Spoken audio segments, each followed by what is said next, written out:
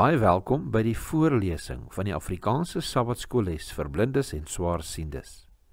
Hierdie lesse word voorsien deur die Wêreldkonferensie van die Sewende Dag Adventiste Kerk. Die voorlesing van die les word aan u gebring deur SSL in samewerking met Adventiste Wêreldradio Afrikaans en word voorgelees deur Marlena Nel.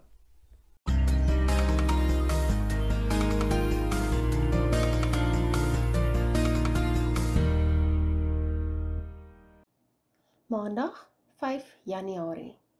Paulus se gebedsversoeke. Kom ons open met gebed. Liewe Heer, ons sê vir U baie dankie vir die voorreg wat U ons gee om hierdie studie vandag te kan deurgaan.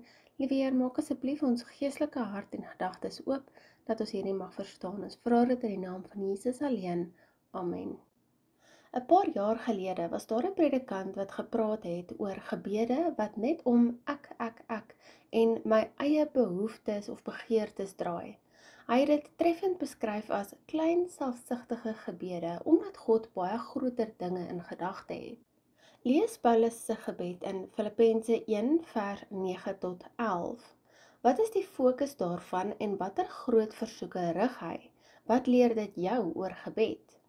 Ons lees Filippense 1 vers 9 tot 11.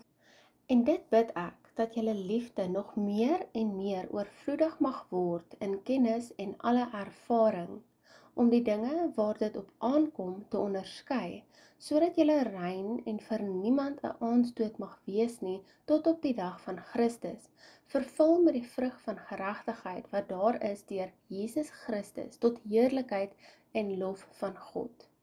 Filippense 1 vers 9 tot 11. Hierdie gebed bestaan uit slegs 43 woorde in Grieks, maar dit omvat al Paulus se bekommernisse, wat hy in die res van die brief verder sal uitbou. Liefde, kennis, onderskeidingsvermoë, opregtheid, om geen aanstoot te gee nie, en die geregtigheid wat ons deur Jesus Christus het. Onderliggend aan hierdie gebed, sowel as Paulus se vorige uitdrukkings van danksegging, is 'n klem op die gemeente as geheel. Paulus se gebed is volkome op ander gerig, ten behoewe van die hele gemeente en vir haar welsyn. Kom ons kyk na sommige van die individuele elemente van die gebed. Eerstens, liefde wat al hoe meer toeneem. Paulus bid nie net vir meer liefde nie, maar vir liefde wat in 'n spesifieke rigting gelei word. Filippense 1 vers 9 beskryf dit in kennis en alle onderskeidingsvermoë. Die verwysing na kennis dui nie bloot op intellektuele kennis nie, maar impliseer 'n kennis van geestelike dinge wat slegs verkry kan word deur gemeenskap met God en die bestudering van sy woord.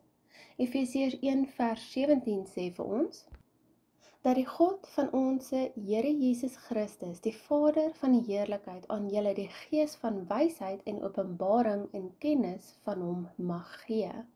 Efesiërs 4 vers 13 sê vir ons, totdat ons almal kom tot die eenheid van die geloof en van die kennis van die Seun van God tot 'n volwasse man, tot die mate van die volle grootte van Christus.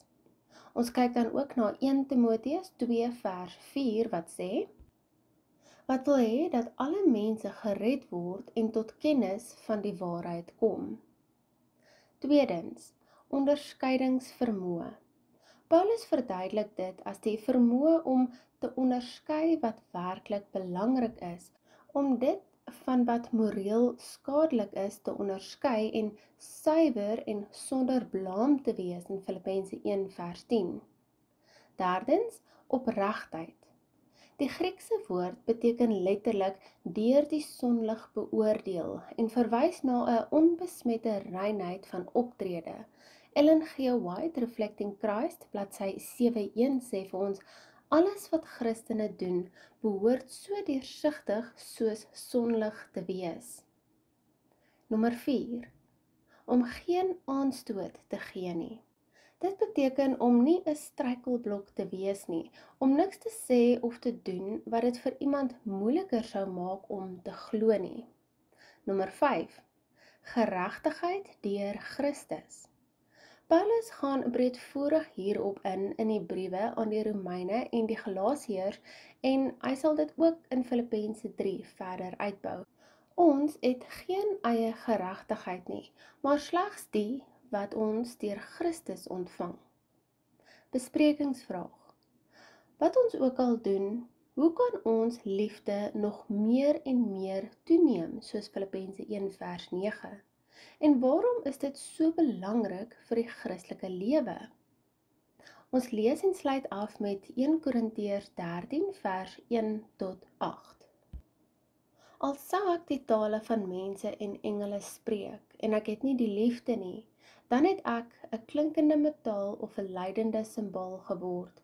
En al sou ek die gawe van profesie hê en al die geheimenisse weet en al die kennis, en al sou ek al die geloof hê sodat ek berge kon versit en ek het nie die liefde nie, dan sou ek niks wees nie.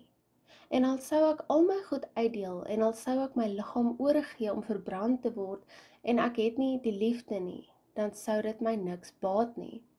Die liefde is lankmoedig en vriendelik. Die liefde is nie jaloers nie. Die liefde praat nie groot nie, is nie opgeblaas nie, handel nie onwelvoeglik nie, soek nie sy eie belang nie, word nie verbitterd nie, reken die kwaad nie toe nie, is nie bly oor ongeregtigheid nie, maar is bly saam met die waarheid. Dit bedek alles, glo alles, hoop alles, verdra alles. Die liefde vergaan nimmer meer, maar profesie, hulle sal tot niet gaan, of tale, hulle sal ophou, of kennis, dit sal tot niet gaan. 1 Korintiërs 13 vers 1 tot 8.